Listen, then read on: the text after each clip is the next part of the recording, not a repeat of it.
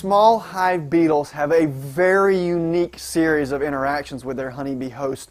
Once they go inside that colony, a number of behaviors that you would find it hard to believe actually occur. Here to tell us about that today is Eddie Atkinson. Eddie's a PhD student at the University of Florida's Honeybee Research and Extension Lab. Eddie investigates the interactions between honeybees and small hive beetles, in particular how those interactions develop. Now, when beetles enter the colony, in response to aggression from the guard bees, they try to find cracks and crevices in which to hide around the periphery of the colony. And when bees find these beetles in these cracks or crevices, the bees actually station guards to keep the beetles in these prisons. And they do this to prevent the beetles from escaping and ovipositing within the colony. Now, if the colony is stressed for some reason, whether it's queen issues or other pests, the beetles can manage to escape and oviposit in the colony, which helps lead to the destruction of the colony.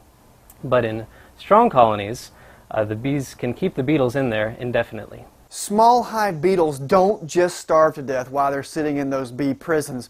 In fact, they've got a very interesting behavior where they're able to solicit food from their bee host. Take a look at this video. In this video, a small hive beetle has approached the edge of a prison, and the bee guard is standing there wanting to keep the beetle from escaping. This particular beetle has used its antenna to rub the mouth parts of the bee. Rather than the bee attacking it, it's been touched in the right spot, and it begins offering food for the small hive beetle. Believe it or not, small hive beetles are able to trick their bee captors into feeding them while in prison. As we slow this picture down, you'll actually notice how the small hive beetle's antenna are very intricately massaging the mandibles of the bee. This causes the bee to regurgitate nectar or honey from which the small hive beetle just sits there and eats.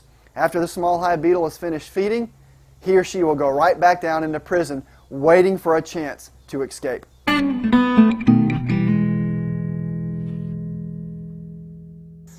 Fortunately, small hive beetle problems are easy to diagnose, primarily because you can see the adult beetles. Adult beetles are about the size of a bee's head and thorax, and when you take the lid off of a colony, you can see them scurrying around, or if you're doing work on the bottom board or on the outer frames where beetles like to hang out. Secondly, you might see beetle larvae. Now, there really are two ways that you'll see beetle larvae. At low populations, beetle larvae tend to be very difficult to find.